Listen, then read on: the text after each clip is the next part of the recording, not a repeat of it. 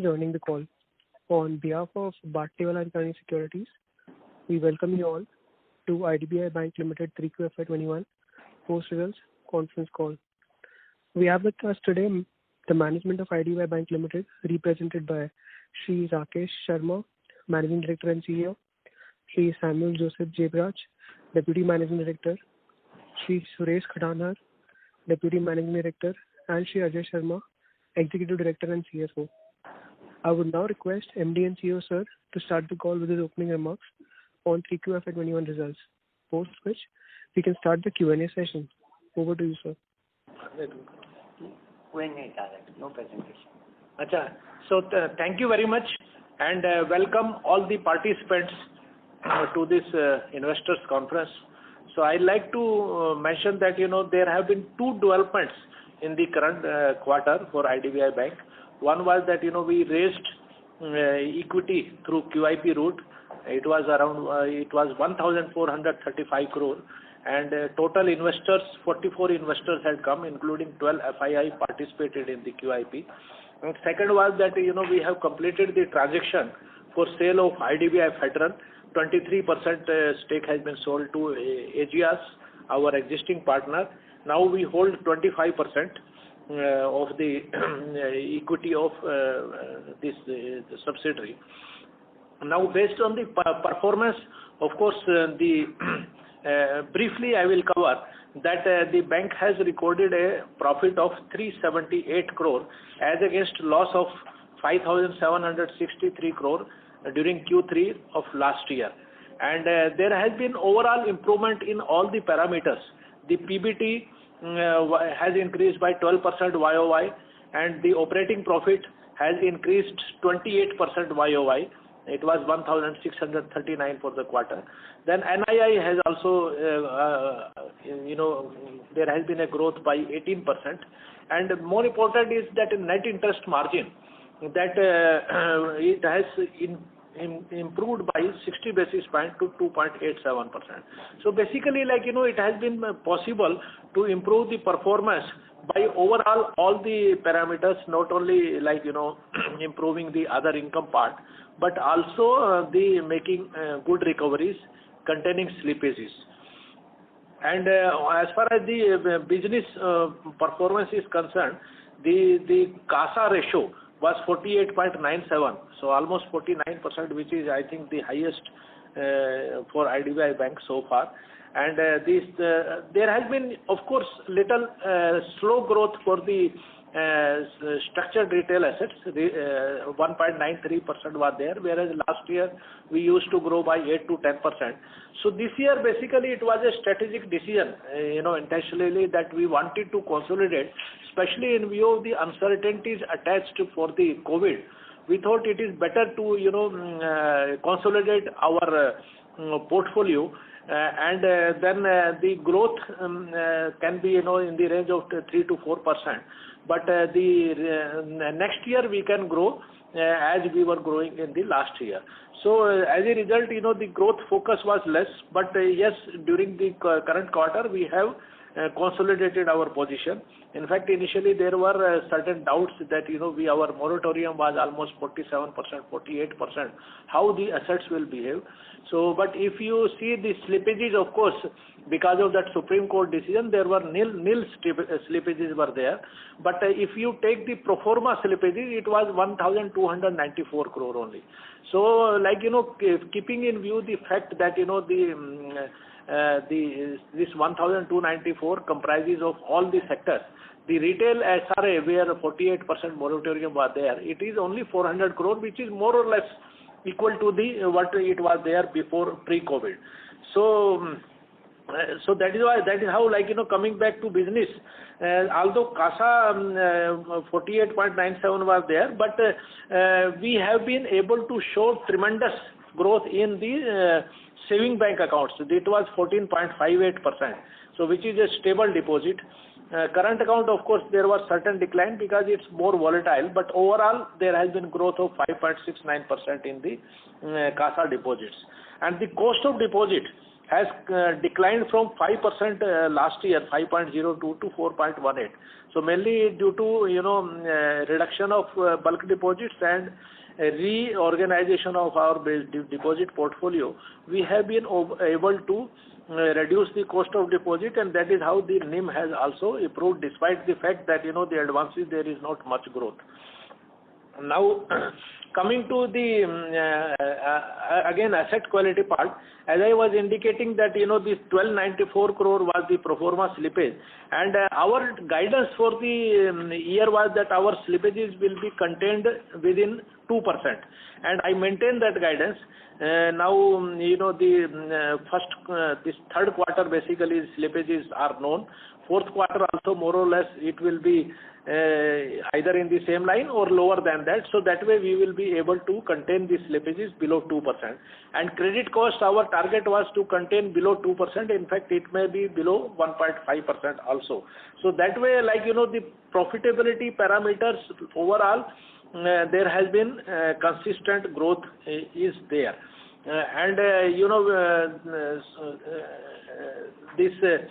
Although because of the Supreme Court stay, this pro forma NPA, and while our net NPA has come down to 1.94%, if we take pro forma NPA also, it was 2.75%, and our provision coverage ratio, in fact, it is the highest in the industry, 97% we have reached. Even if we take this pro forma slippage level, it will be 95.90, which is again the highest. So that way, we have been able to contain the slippages. We have been able to make good recoveries. This quarter recovery was 961 crore. Overall, we have been able to recover almost 2,800 crore during the 9 months. And our target was around 4,000 to 4,500 crore. I maintain that target. So during the current quarter, I think we will be able to maintain to record a recovery of around 1,200 crore. This will be through various sources, through some NCLT cases and through some maybe assignment of debt or maybe one-time negotiation settlement. So, but 1,000 to 1,200 recovery we are expecting during the March quarter. So overall, it will be in the range of 4,000 crore. And these SMAs also have been under control. In fact, if you see our collection efficiency ratio, so pre-COVID it was 94.5%, post-COVID also it is 94%. So as I was indicating that the apprehension was about our high moratorium, so that apprehension is gone. We were quite confident that we will be able to maintain that recovery and collection recovery ratio, and this is now I think we are quite happy to tell that the SMA level, it is basically around 6.4%. So that way only 94%, so 94% that recovery we have been able to maintain it. Now if you see the pre-COVID level of retail SMA, it was 5,200 crore, which is now 5,800. So slight increase is there, there is not much increase. Even this slippage is, as I said, that 1,294 crore. So that way I think the apprehensions which we were there earlier, so now should not be there, and we are on the right track. Now as far as the provisioning, as I had indicated, 97%, but apart from that we are holding very good provision under the COVID provisioning. So like 706 crore provision we had made till September. So it was 436 was mainly for that NPA provision and 270 for the restructuring provision. So during the current quarter, we have so far done around 700 crore of restructuring. So this 700 crore, that additional 70 crore, we have not used that out of 270, but 70 crore additional provision has been made. So this and the remaining restructuring in pipeline is around 2,200. With that, the total restructuring which is going to happen is around 2,960, so maybe roughly 3,000 crore, which is around less than 2.5% of the total standard asset portfolio. So originally we had estimated that our restructuring under that RBI guidelines may go up to 5 to 6%, but that shows the quality of advances is good, so that the collection is good, and the restructuring will be restricted to less than 2.5%. And in fact, in retail, if we see, it will be only 1.8%. There are, total large corporate, it is 800 crore, and retail advances around 1160 crore. And as I said, we hold adequate provision under COVID. Apart from this, that 70 we have already done, 270 we are continuing, 436 crore which we had made for NPAs we have not touched. In fact, in addition to that for pro forma NPAs we hold 285 crore of provision, which is held in standard provisioning, and 84 crore interest also we have reversed. So there is no carry forward of any backlog. So in fact, rather we are having more than the sufficient provision. So with that, one more last thing I have to say, the capital adequacy and the PCA. So capital adequacy, as we had raised capital during the current quarter, so my CET1 was 12.22 and the capital adequacy at 14.77%, which is quite robust, and I think with this we will be able to show 8 to 10% or 10 to 12% growth next year also, and no more additional capital may be required, because already for 3 quarters we are carrying a profit of 800. So this and then additional some March whatever profit comes. So with that we will be able to meet the capital requirements. So and as far as PCA is concerned, we are now complying with all the terms. For the last 4 quarters we are in profit. As far as NPA is concerned, as against the 6%, our net NPA is 1.94. Even with pro forma slippages, it is 2.75. So that way it is there. And LIC synergies are working out well with us. Now the way forward, basically, the last thing which I will like to mention is that now our target will be that improve the net interest income, and once we are out of PCA, although at present our core portfolio is 60%, but we are targeting same, that whatever I had indicated earlier, 55% retail, around 45% corporate. And once we start growing, so the operating profit also will improve, and we want to maintain the growth of 10 to 12% next year. And the ROA and ROE, presently for the current quarter, of course, ROA is 0.51%. But full quarter it is 0.38. So this year we are expecting around 0.4% ROA we should be able to achieve, and next year 0.65 to 0.7 we will be targeting. And then of course there will be focus on recovery will continue, and as I earlier indicated, credit cost and slippage ratio will be less than 2%, and NPA, of course, we had indicated that it will be less than 3.5, but we have been able to contain it below 3. So we will try continuing that for the current year less than 3.5, but from the next year less than 3, and 22-23 less than 2.5%. So with that I will stop my presentation here, and we will go for the question answer session. So thank you very much. Thanks for the patience hearing. Thank you very much. Ladies and gentlemen, we will now begin the question and answer session. Anyone who wishes to ask a question may press star and 1 on their touchtone telephone. If you wish to remove yourself from the question queue, you may press star and 2. Participants are requested to use handsets while asking a question. Ladies and gentlemen, we will wait for a moment while the question queue assembles. Anyone who wishes to ask a question at this time, they may please press star and 1.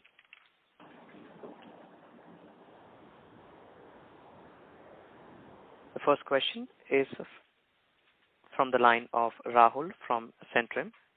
Please go ahead. Yes, sir. I wanted to ask, what is the collection efficiency in December and November? And also, if you could share the restructuring number. The collection efficiency, as I indicated, after pre-COVID, same, it almost continues at the pre-COVID level. Pre-COVID it was 95.5, now it is 94%. So we don't see much significant change in that. As far as the restructuring numbers are there, as I had indicated, total restructuring numbers are 2,960 crore, which amounts to less than 2.5% of my standard asset portfolio. Out of that 2,960 crore, 1,160 crore is for retail and 1,800 crore for corporate. So it's total like this. Out of this 2,960, 700 we have already completed up to 31st December. Remaining 2,256 ICA, the restructuring has been invoked. Hopefully this will be completed during the current quarter. Sure. Okay. And also on this PCA, which you are indicating that you are meeting the threshold 3, so can you come out of PCA without meeting threshold 1 and 2? How does it work? Please explain to me. No, like PCA, as you see, there are the total parameters. Issue the capital adequacy and the CET. In fact, we are much above the mark. As against 11.5% capital, we are 14.77. Net NPA also it's less than 6%. We are at 1.94, and with pro forma 2.75. Then leverage ratio also complied with. Now profit only, this ROA should be positive. Now for the current year, last year of course although March quarter we made a profit, but full year it was a loss. But this current year 3 quarters we are already in profit, and the average my ROA for 9 months works out to almost 0.38. Of course for the current quarter 0.51. So with this continuous profit of 4 quarters, hopefully we should be out, but ultimately the decision has to be taken by RBI. Okay. Sure.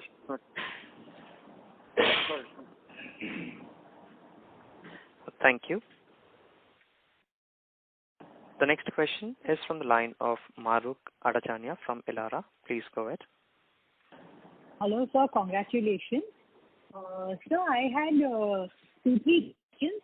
My first question is that do you see any revival in CAPEX? Are you getting any such proposals from corporates which indicates that CAPEX would revive, say, over the next 6 to 7 months?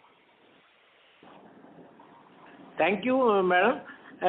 One thing, of course, before I reply to your question, since we are under PCA, so we are doing corporate advances only up to new proposal up to 15 crore and existing proposals up to 25 crore.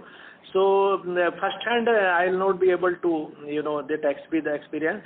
But generally what we have seen in the market, so new CAPEX, as you see, it's not coming basically. So now I think once this now the vaccine has come, the fear of this COVID is going on, life is coming back to normalcy. So hopefully the things should start improving, and after the budget. So hopefully because without new investment, new infrastructure development, new capital investment, the economy cannot grow. So with that naturally some investments will have to come. So once that starts coming, of course, by that time we should also be out of PCA. So we will also start participating. But as I indicated that our ratio will be same, that corporate 45% and retail 55%. Got it, sir. Thanks. And my other question is about bad banks. There are too many talks about bad banks. So are these talks real? Have you heard anything? Is it likely to happen soon, or is it going to be a long-drawn proposal again? I think a lot will depend on what direction the budget gives coming Monday, because there are too many discussions, too much confusion also. The previous proposal as was proposed by IBA didn't find favor with the government then, but there seems to be some traction now, so we will have to wait for the budget. Okay. So the IBA has already put forth the proposal, is it? Again, what is being discussed in the press, there could be a proposal from the government to set up a bad bank. Beyond that, we are not privy to any other information. But going by press reports, there seems to be a case made up for a bad bank. We are not very sure. Okay. Got it, sir. Thank you. Thank you. Any participants who wish to ask a question at this time, they may please press star and 1. The next question is from the line of Bunty Chawla from IDBI Capital. Please go ahead. Congratulations, sir, on a good set of numbers. My query is, as you have already highlighted the restructured amount to be approximately 3,000 crores, and if I simultaneously see the provisions on the restructured, which is approximately 340 crores, so minimum requirement of 10% is already been taken care of. So we don't expect any such no more provisioning on restructuring assets, right? Right. Understanding that. Okay. So on secondly, with the pro forma also on the pro forma slippages of 1,300 crores, we have already taken care of 285 crores. So we have excess COVID provisioning roughly around 440 crores. So can we say could be reversed in FY20, not at least in Q4, but can be utilized or reversed in FY22 if the asset quality, as we have suggested, should see the improvement going ahead? So first of all, thank you very much. Like you have rightly indicated, number one, this restructuring provision that already we have, this is more than sufficient to take care of my provisioning requirement, number one. Number two, that 436 crore, basically that as per RBI guidelines, this provision can be used for making a provision, like, this 1294 crore was there, for that it could have been used. But we have decided not to use this provision, and in addition we have made 285 crore. So this, as per existing RBI guidelines, this March basically we will have to use this provision. But if RBI changes some instructions, then we will accordingly abide by that. But as of now, what the instructions are, that this has to be utilized in March. And in March it can be utilized against any provision, rather whether against aging provision or the new NPA provision or any other provision. So as of now, the things stand like that. And accordingly we will go ahead. Secondly, sir, on the SMA position, as we have seen slightly increase from Q2 to Q3, there has been a slightly increase in the SMA position. So, and you have already done 700 crores of restructuring and 2,200 crores of pipeline. Can we see this 2,200 crores is a part of this SMA 012 book of 7,800 crores? Partly, yes. Partly. One thing, like, first of all, yes, as you rightly say, that it has slightly gone up. But one thing we have to keep in mind, that, the moratorium was available up to 31st August. So that is why in September number, this SMS was not properly reflected. So we have the YOY, if we compare with pre-COVID time, that time it was 7,894 crore and now it is 7,860. So more or less, as I had indicated earlier, my collection efficiency is more or less equal to the pre-COVID level. So that way it also reflects here. Now, as you rightly said, that 2,349 crore is my SMA 2. So partly, yes, it may be there, and partly the exact number, of course, because these are all small cases. Exact number, because partly some of the accounts, like in corporate, who have opted for restructuring, they are not even SMA 0 also. But since they have been affected by COVID, they have also opted. Some of them are in SMA 1 now. Some they have split. So partly it is, split over various. Some overlapping is there, but maybe we can't put you an exact number. But yes, definitely it's a good sum which is overlapping. Okay, sir. That was very helpful.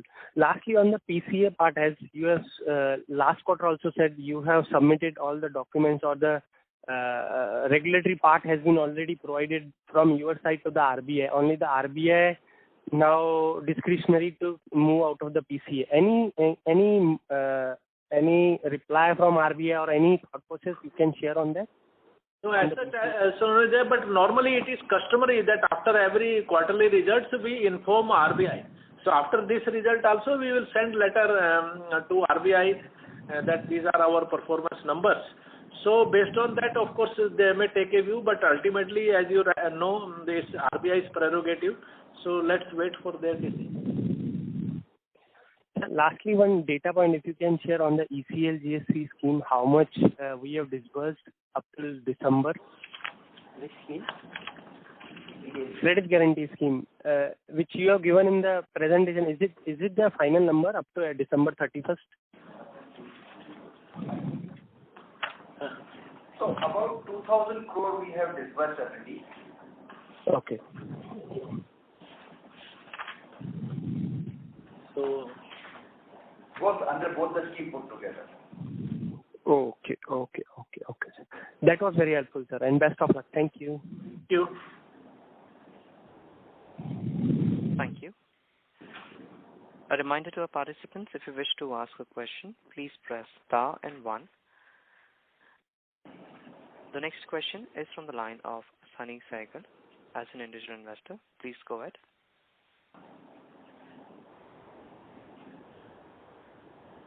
Sunny, your line is unmuted. You may please go ahead with the question. Yeah. Thank you so much, sir, for giving this opportunity. So I have a couple of questions. The first question is on the restructuring. So you said that you have already done restructuring to the tune of 700 crores and another 2,200 crores is in pipeline. So if you can just give some sectorial flavor on that, I mean, what are the major sectors from which this restructuring requests are coming? Major this is sectors basically. I have a breakup of large corporate around 967 and mid corporate 834. So total 1800 is there. So sector wise, can you indicate just? Well, it is spread over. Actually, it is a retail Across all industries, sir, actually. Not specified. But majorly it is coming from engineering and food processing industries. Engineering, food processing, and some large retail.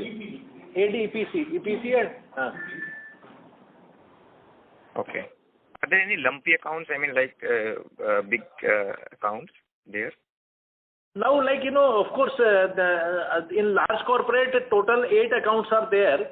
Out of that, 2 accounts, the overall exposure from the bank is overall all banks, less than 1,500 crores. Only 6 accounts are there, which are more than 1,500.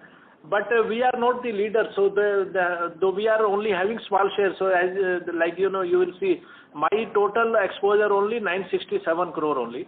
So although there may be some bigger accounts are there, so total 8 accounts in large corporate and roughly around 8 corporate accounts in mid corporate also. Remaining all are retail. 9 accounts in. Okay, thank you so much. The next question is on the interest reversal. So have you done the interest reversal completely? I mean, there has been a slight uptick on the names. If I see, I mean, 6 month vis-a-vis 9 month basis. So the NIM has gone up from 2.76 to 2.79%. So is this including the interest from pro forma or the interest from pro forma has been reversed as of 3Q?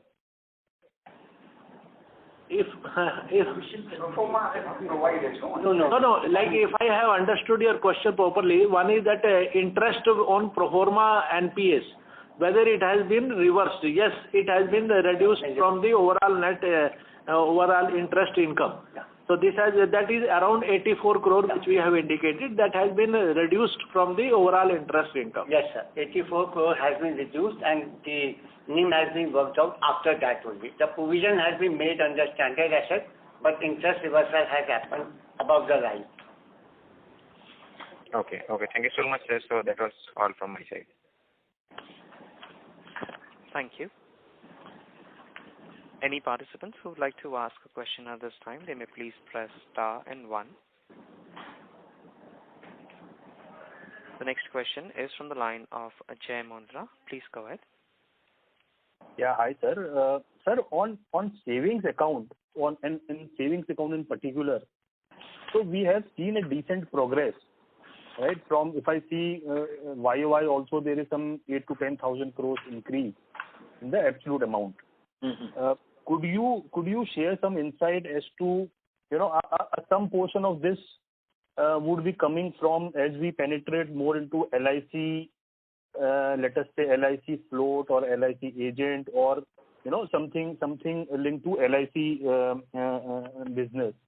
So could you share as to, what could this number be, savings account, potentially if you were to, maybe over 1 year, 2 year, if you were to penetrate fully. So that is the question number 1, sir. Okay. So as far as the saving bank, which is more stable kind of deposit, this has been growing year on year. If you would have seen the trajectory, you will find. So this is one reason is the stable business model. This is sustainable business model, and the growth has been growing. One reason more for this year is also partly due to the synergies with LIC, where it has happened, but it is not the major contributor presently. But yes, it's a part of one of the synergy points. In fact, just to further explain, this LIC, their collection accounts and all these things, whether accounts they are keeping, they are having in current account. So it is basically LIC's agents, LIC's employees, and some other persons. So that way the balance is not very significant, but now it has started growing actually. So around 334 crore only balance is there, but the accounts are being opened in future time, coming time it will increase substantially. But as of now, it is basically the core deposits which our branches have been able to open the accounts of our new customers, and the increase in balances through VIP, that demat accounts we open now, the 3-in-1 account. So that we have been targeting the 3-in-1 account. So there also some traction has happened. So it's a combination of all factors, not only LIC, but LIC, yes, it will increase in going forward. Right. So sir, so the other way to ask is what percentage or how much we have already penetrated out of the synergy benefits in terms of CASA from LIC. So let us say if we had envisaged maybe additional 100 rupee will come from LIC synergies. How much has already come, and how much probably will come over the next 2-3 years? Now it's basically like, the LIC, that synergies, we are working on that, and there are various, parts. One is that cash management part, then basically collecting their insurance premium, then bank assurance premium, they're, providing POS machines to them, card business is there. So many action points are there. And as far as this CASA, current account float is there, so that of course, it varies because it's a current account float, but it varies from 2,000 to 3,000 crore. So it will be there available. So slowly, some of the accounts are getting shifted from other banks to our bank also, but slowly it is increasing. And there is a tremendous scope there available. So we are targeting one by one those accounts. Okay, sure. And a related question to that is, sir, we have around, let's say, 30,000 crores of bulk deposit, right? And the loan growth, of course, is, in consolidation mode on an overall basis. And our CD ratio is still, if I were to calculate, is around 60%, less than 60%. So what is the purpose of having this bulk deposit? Why not make it zero? And you can, at least whatever comes would be a saving. Is that the right way, or there is something more than this? Because we are of course running at low CD ratio, and you have the bulk deposit which is stable, or which is not falling that much. There are two ways I will like to reply. One is, this bulk deposits about 2 years back, it was around in the range of 60,000 crores. So we have already, reduced the bulk deposit level to 28,000 crores. So all high cost deposits are getting repaid. Some old deposits are continuing, but mainly that whenever it comes for renewal, that high deposits, cost deposits are being paid. Now, what you are saying is that CASA ratio, this CD ratio of 60% is in regards to net advances. If we take the gross advances, the CD ratio will be around more than 71.5. But I agree with you. So the bulk deposits which we are getting now is at much lower rates actually. So these are not costly deposits. That is how we have been able to reduce our cost of deposits, which was earlier in the range of, as on 30th September, if I tell you. So 30th cost of deposit, it was 5.41 as on September 18. Now it has come down to 4.18. So these are basically low cost deposits, so which give us some interest benefit also. So that way there. But yes, we are managing the funds in such a way that ultimately it should add to our net interest income. So finally it is there. But once we are out of PCA, then once the CD ratio starts growing, so then the profitability will further improve. Right. Sure. And sir, if you can just talk about more on the recovery expected over the next 6 to 9 months. First I will talk about the current quarter. This when last time we had met, I indicated that 4,000 to 4,500 crore recovery we will be making for the full year. So already around 2,800 crore recovery through various, some partly it has in technical write-off, partly it has gone to interest and partly cash recovery. So around 2,800 crore we have already made. And now in the current quarter also, because some of the big advances are in pipeline, so we are expecting around 1,000 to 1,200. So roughly around the recovery for the full year will be in the range of 4,000 or more than 4,000 crore.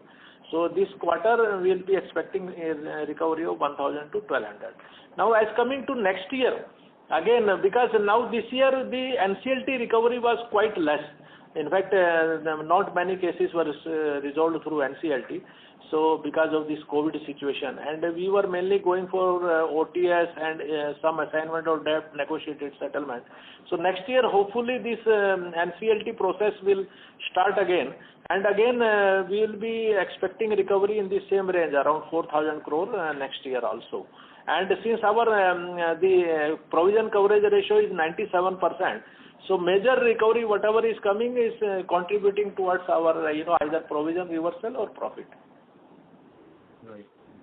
And sir, the last thing, sir, how should one look at the credit cost for FY22? Because you have such a huge coverage, and as recovery pan out, you will be getting provision right back. So when you say, I think you had mentioned some 0.65 to 7% ROA. What is the credit cost or the provisioning expenses in absolute amount that you are factoring in? Because I think because the very fact that you have so much huge coverage, there could be significant provision right back. So what is your internal assessment on the provisioning cost for FY22? Yeah, you are right actually that since we have 97%, so there will be provision reversal and there will be right back. Now you see, if for the current year, if you see, first quarter our credit cost was negative because of course that provision reversal. The second quarter it was 0.27 only, and this quarter 0.57. So the current quarter, because of this pro forma and some other, because COVID impact will be seen. Q3 we have already seen, but it was well under control. Q4 also there may be either on the same line. So we are expecting that for the full year as a whole, the credit cost will be much below 2% level. So we will be keeping below 2.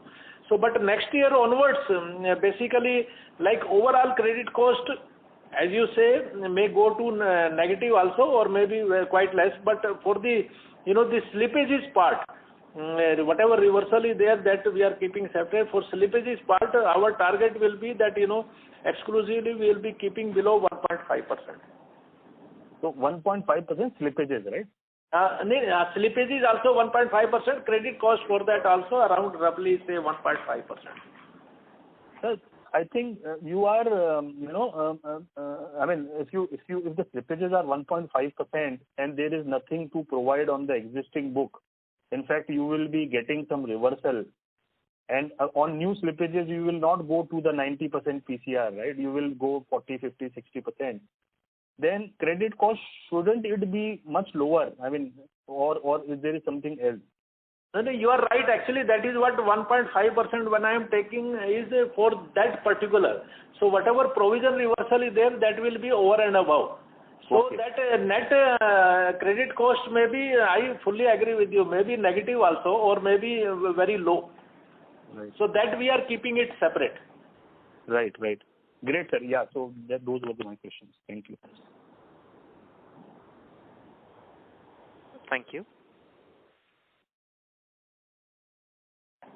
Ladies and gentlemen, as there are no further questions from the participants, I now hand the conference over to Mr. Bhavik Shah for closing comments. Thank you, and over to you, Bhavik. On behalf of Batlivala & Karani Securities, we thank IDBI Bank management for giving us the opportunity to host the call. Thank you, everyone, and have a good day. May I request the MD, sir, to kindly give the closing comment on this quarter? So thank you very much for connecting the call, and like as I was telling in the press meet also, after this Q4 results, by that time, I hope this COVID uncertainties will go, and this with the coming of vaccine also, the things will improve. So we will try to meet personally with all the analysts, because so far we have not met personally. So we will meet personally there, and we'll like to clarify the position. So thank you very much for attending the call, and you may disconnect.